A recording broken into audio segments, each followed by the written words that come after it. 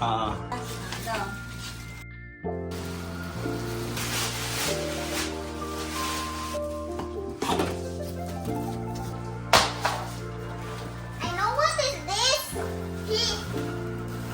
Excited ang mga bata. Siyempre, ganun din kaming mga parents dahil ito yung first Christmas tree na gagawin naming magkakasama.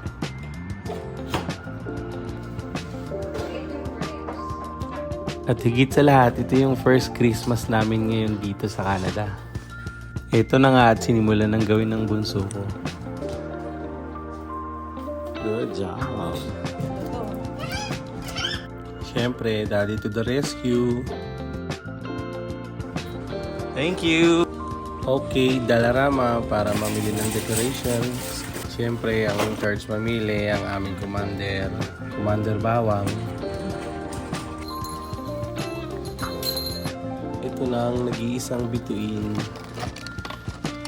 ng aming pamilya.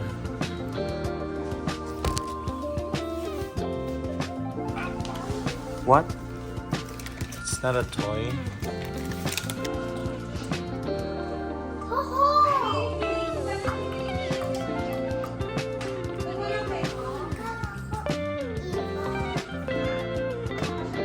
Ha? Patingin to. Pakita ka. Nice. Puro glitters ka na.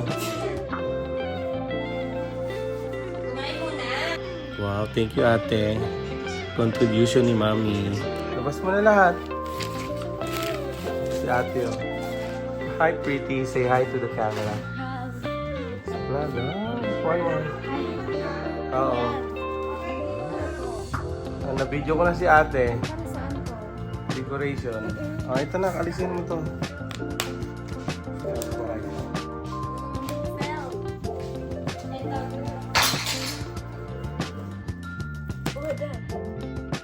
Ate, mag-shower ka na daw, sabi ni Mami.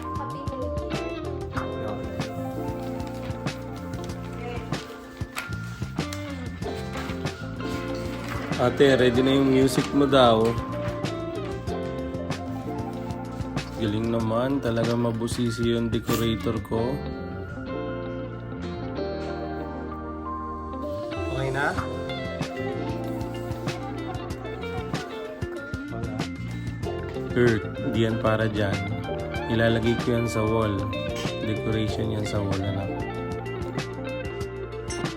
Grabe, iba talaga yung pakiramdam pagka magkakasama na kayo, lalo na pag ganitong special na araw. Ilang Pasko rin at bagong taon ang lumipas na hindi ko sila kasama, kaya kahit na hindi man bago yung Christmas tree namin, salamat nga pala sa sponsor nito. Sobrang thankful talaga ako ngayong 2023 dahil di ko in-expect na ganun kabilis. Hindi man ganun kabongga yung decoration namin ngayong Pasko, pero masaya na to. Special na to para sa amin. Maligayang Pasko sa lahat ng mga nanonood ng video ko na to ngayon. And Happy New Year. God bless you all. Thank you.